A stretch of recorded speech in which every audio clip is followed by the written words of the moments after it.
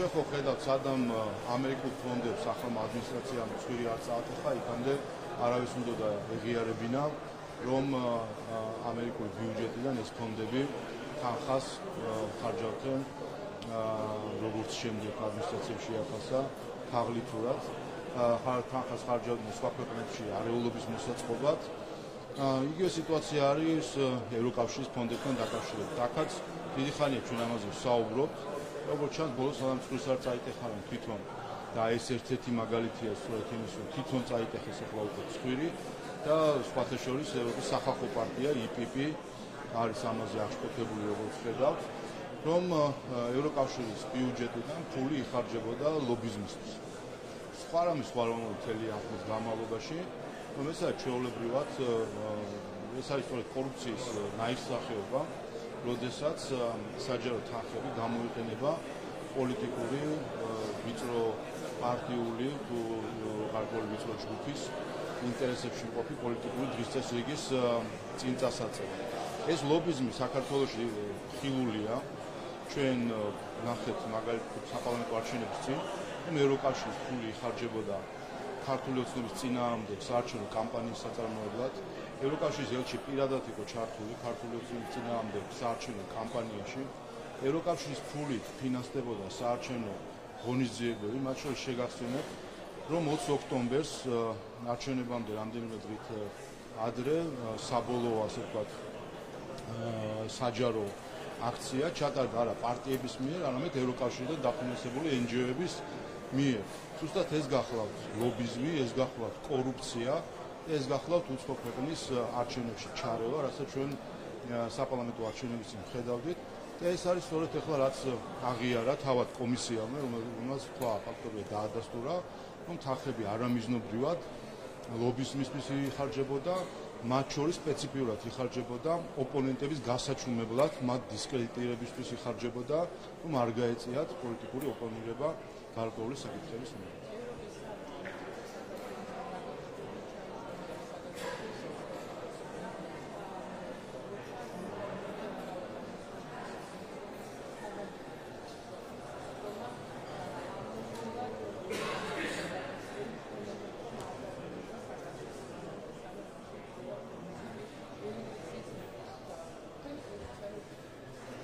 სკოლისა ჩვენ ხედავთ, რომ რაც შეეხება ევროპის საპარლამენტო ასამბლეას, ძირითადად შემადგენლობა იგივე, რაც არის ევროპარლამენტში.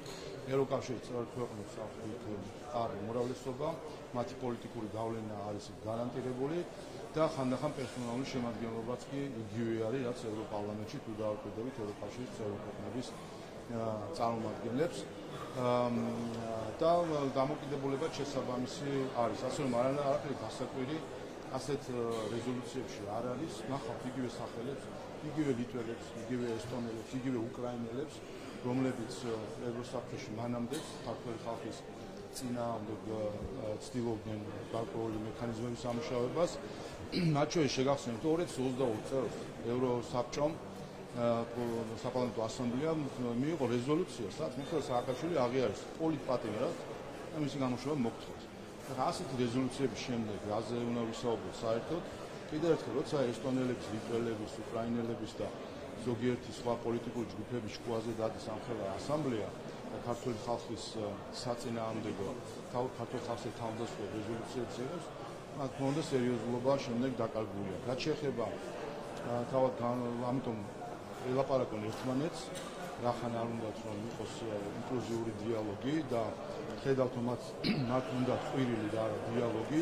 ეს ახალი ტენდენცია, რასაც ჩვენ სამწუხაროდ გარკვეული ევროპული პოლიტიკური ჯგუფებიდან ხედავთ, განსაკუთრებით ზოგიერთი ომის აქტივისტებიდან, რომლებსაც სხვისი ხელით უნდათ და უკრაინელების სისხლით უნდათ საკუთარი უსაფრთხოების უზრუნველყოფა, ასე რომ ასეთ ხალხთან, ასეთ ხალხის, ასე ვთქვათ, მხრიდან ჩვენი კრიტიკა ვიდასტურებს იმას, რომ ესეთ ხალხი რო გვაქვს, მაშინ იქნებოდა ჩვენი საქმე ცუდად. ხედავთ ესეთი ვინაიდან ვიცით მათი ზრახვები. რაც შეეხება საკის დელეგაციის უფროსების ხმასთან დაკავშირებით, შევახსენებ ყველას, რომ მას შემდეგაც იანვარში იქნა მიღებული ქართული ხალხის სუვერენიტეტის შემლახველი რეზოლუცია, სადაც არ აღიარებენ თვალსაჩინო ადამიანები არ მიიჩნევენ ჩვენი ქვეყნის 1,100,000 მოქალაქეს ადამიანები არ თვლიან ამ რეზოლუციით. როცა ხა 1,100,000 მოქალაქეს არ თვლიან საქართველოს ასე ადამიანად და მის უფლებებს ლახავს საარჩევნო უფლებას, რა თქმა უნდა, ამის შემდეგ მიღებული გადაწყვეტილება დელეგაციის წევრებისგან და ყველა დატოვა დელეგაცია. მე ვაცნობ პასეს პრეზიდენტს, ჩვენ დღეს დელეგაცია დაკომპლექტებული არ ყავს პასესი, ამიტომ ვერანაირი დელეგაციის უფლებების ცნობა არ ცნობის საკითხი ვერც იქნება განხილული.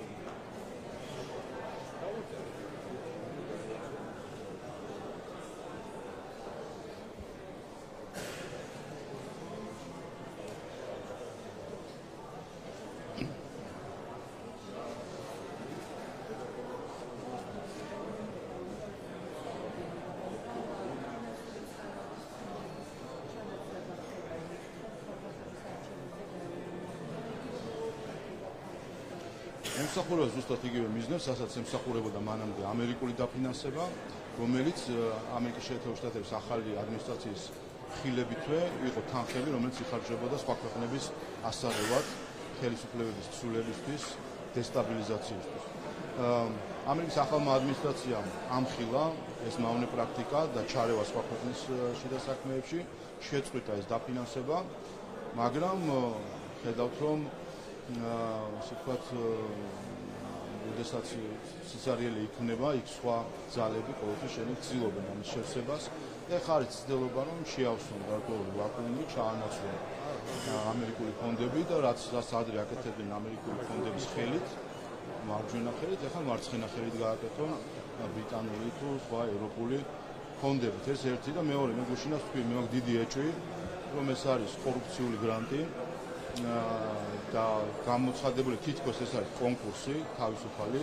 მე ხა აქ სულელი არავინ არ არის და ყველა ძალიან კარგად ხვდებით საბოლოო ჯამში ვის მისცემენ ამ ფულს. ეს წინასწარ მე მაქვს ეჭვი, რომ ეს წინასწარ უკვე ცნობილია, რომ ეს თანხები უნდა მისცენ ისვეთს და მსგავს მილიონერ ორგანიზაციებს, ასე რომ ესეც არის თვალთმაქცობა და კორუფცია, როდესაც უკვე წინასწარ ცნობილია შედეგი და თითქოს რაღაც ღია კონკურენტული კონკურსი ცხადდება და ხა ამას ეს ამერასე უნდა თუ მოატყუონ ქართული საზოგადოება და მათ შორის ბრიტანელი საზოგადოება, როდესაც წინასწარ ცნობილი შედეგი აქვს და თავის გადასახადის გადამხდელებს ინფორმებენ ისე თითქოს აქ კონკურსებია და აბა ნეტა ვინ გაიმარჯვეს და ნეტა ისფედი მიიღებს თუ არა საკმარის ფულებს კონკურსის დროს და აბა იქნება ეს რა ქვია ტუჩების კნეტა და ფრჩხილების კნეტა რომ ვინ მიიღებს და ვინ ვერ მიიღებს ამ გრანტს. უკვე აი ეს მოუნადა რომ იდგმება ასე უსიცხვილი, ესეც აჩვენის თავისთავად, რომ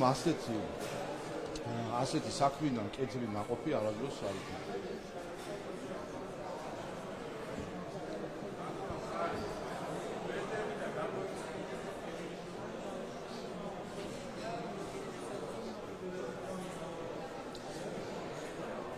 ხალხის სალომე შეგახსენებთ, რომ არის მაკეინის ინსტიტუტში დასაქმებული ადამიანი ფულსი მაკეინის ინსტიტუტისგან.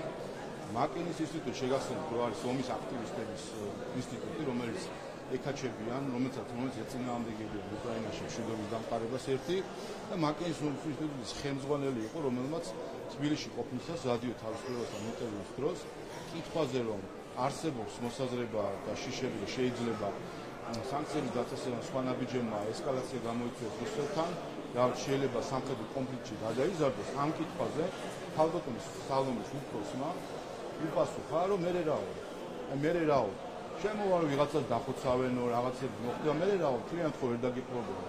ეს გვახსენებს ჩვენ ერთ სიტყვას, რომელიც ამას წინ გაიხსენა ბიძინა ივანიშვილმა, რომელიც ნათქვამი იყო მაშინ და პრემიერ-მინისტრთან ერთ-ერთი უცხოელი ნაღალჩინოსთვის მხრიდან, რომ მე რაო ზუსტად ეს უცხო თლიანად ვერ დაგიპყრობენო, აი როგორც მაკეინის ინსტიტუტის ხელმძღვანელმა თქვა, პარტიზან ომს გაუმართავ და ტყეში გახვალ. აქაც აჩვენებს, რომ ვინ იყო ამ სცენარების დამწერი, ასე რომ სალომე ზურაბიშვილი დღეს დასაქმებულია ორგანიზაციაში, რომელიც არის ომის აქტივისტების ორგანიზაცია და რომელიც საქართველოს მზადდება მერერა სცენარს, რომ მერერა დაიხოცება ხალხი, დაიხოცება ბავშვები, ქალები, ჯარისკაცები, მერერა თლიანად ვერ დაგიპყრობენ და თქვენს გვერდით იქნებაო სამყარო. როგორ ვდგანან გვერდში, აი მასაც მე კარგად ხედავს ხოლმე სამწუხაროდ ის ერი, რომელიც ასეთი ომის აქტივისტების იმედა და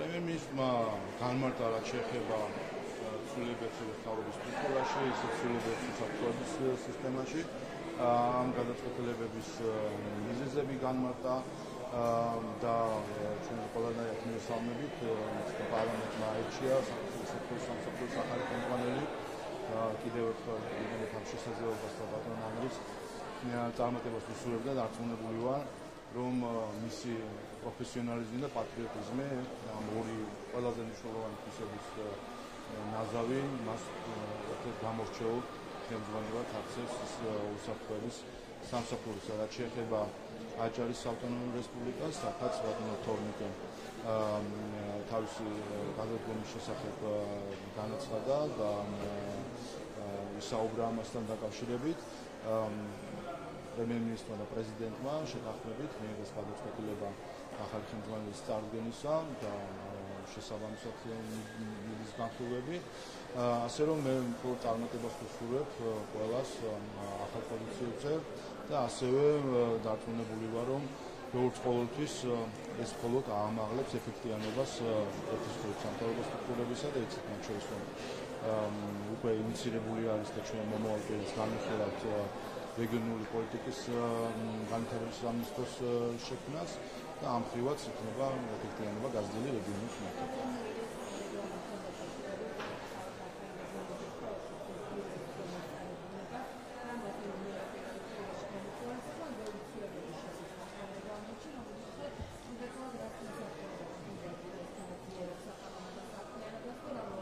მოქმედი რეგლამენტი მიღებული 2018 წელს უკვე 7 წელია რაც ეგრეთ რეგლამენტი მუშაობს და პრაქტიკაში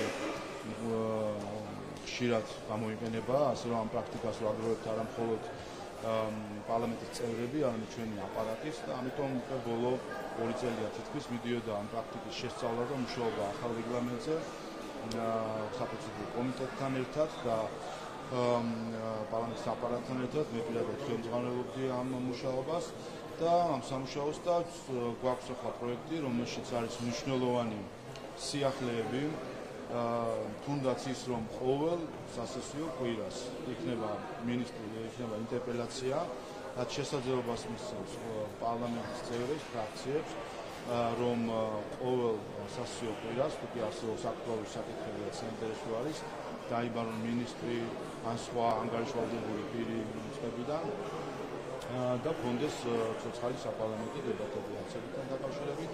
ასევე დროებით კომისიების ინსტიტუტის გაცოცხლება იგეგმება, რაც არის კონსტიტუციური ინსტრუმენტი, რაც რეალურად არ გამოიყენება საპარლამენტო ცხოვრებაში და ნაცვლად ამისა შემოღებული იყო საბუდიმოქმედი საბჭოები, თემატური მოკვლევა, სხვა ინსტიტუტები, რომელიც უცხო იყო ქართული საპარლამენტო ცხოვრებისთვის და ამიტომაც ის რაც ჩვენს კონსტიტუციაში არის საპარლამენტო ზედაპირების ინსტიტუტი ამუშავდება რეალურად და იქნება უფრო დინამიკური საპარლამენტო ცხოვრება. ზოგადად ისიც მინდა თქვა, რომ ტექსტს რაც შეეხება თავად 90%-ზე მეტი იგივე ტექსტი არის, სტრუქტურა არის შეცვლილი, რა თქმა უნდა, ძირითადი პროცედურები რაც არის საკანონმდებლო და ასე შემდეგ, იქ ის ტრადიცია უკვე წლებია მოყვება პარლამენტს და ასე ვთქვათ, გამჯდარი პროცედურები არის.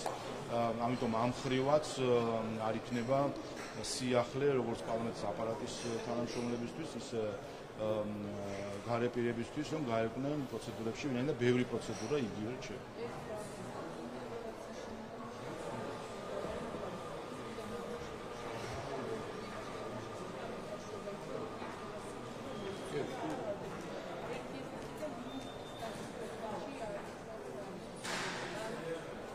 ინტერპელაცია და უცხოური პარტია მაინც საზოგადოების გასაგებია ეს არის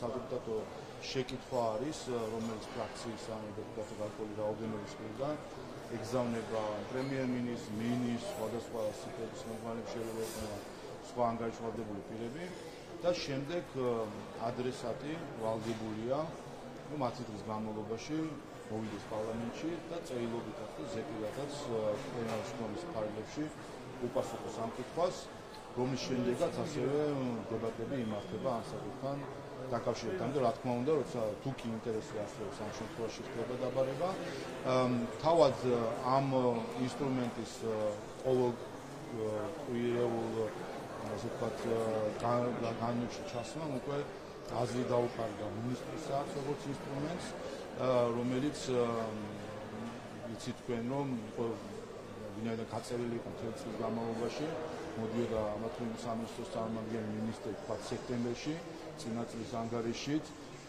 და რა თქმა უნდა ამ თვით მოძველებული იყო მოსასმენად, შემდეგ მიმდინარე წელსაც საუბრობდა ხოლმე რაღაცას, ამიტომ ამ ხრივ უფრო ასე ვთქვათ აქტუალობასთან შეიძლება კავშირში არ ყოფილიყო იმ მომენტში მინისტრის საათი.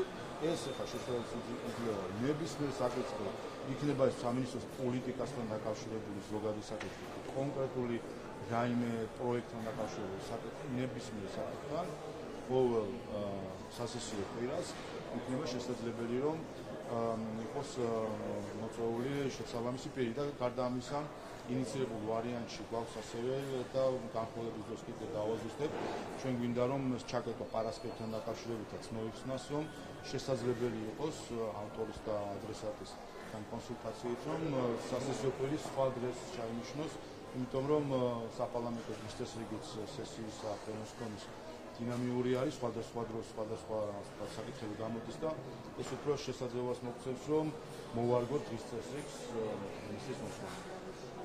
მოწვევია.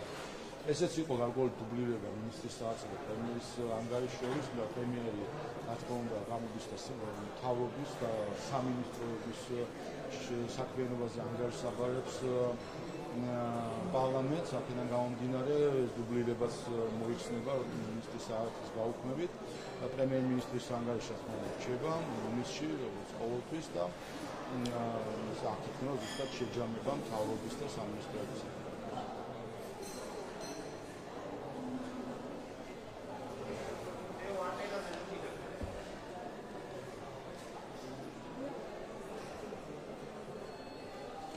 ალბათ დაელოდებია მაკეინის ინსტიტუტი რას ეთქვის, ესტონეთის საგარეო საქმეთა მინისტრი რას ეთქვის და დიდი ალბათობით ვარაუდებ, რომ ლიტვის საგარეო საქმეთა მინისტრის ასეც მოისმენთ.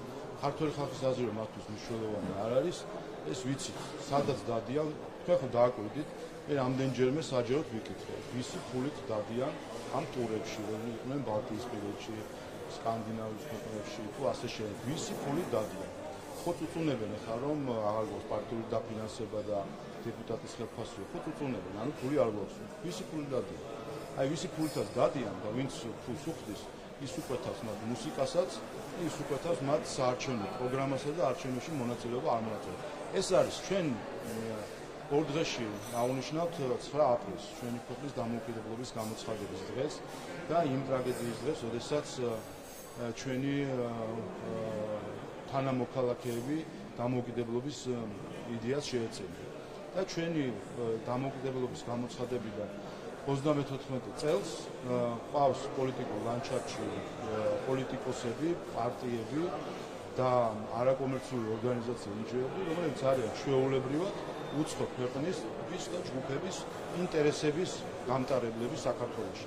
მათ არაფერი არ აინტერესებს, მათ ეტყვიან რომ აბა საქართველოს ეხლა უნდა გაუშვათ, ქართველებმა გაუშვათ უკრაინაში ფრონტზე, გამოვლენ და პარლამენტის წინ მიტინგს ჩაატარებენ. როგორც ეს გააკეთეს, იგივე ხალხმა დღეს რომ პროტესტში არიან, იგივე ხალხი 2022 წლის მარტში იდგა ზუსტად იგივე ადგილას პარლამენტის წინ და მოითხოვდა საქართველოს შესულიყო ომში და დახოცილიყო ჩვენი თანამოქალაქეები, რომ დამგრეულიყო ჩვენი ეკონომიკა, იმიტომ რომ ვიღაცამ უცხოეთიდან უთხრა, რომ დღეს ეს არის ტრენდი, რომ ომობანა გონიათ მაგათ ომში მონაწილეობა და თან იმ ქვეყნის მოქალაქეებს, რომელსაც ეს ტკივილი გამოვლინათ. ასე რომ აი ამ ომობანას მოთამაშე პოლიტიკოსები სხვისი დაკვეთით და ფულით რომ არიან ქართულ პოლიტიკაში, ეს არის რა თქმა უნდა პრობლემა. ამიტომაც ვამბობ, თუ კი ექსტრემისტი პარტიები, აესტრემისტული პარტიები არ მიიღებენ მონაწილეობას თვითმმართველობის არჩევნებში, ეს უფრო კარგი იქნება ჩვენი დემოკრატიის.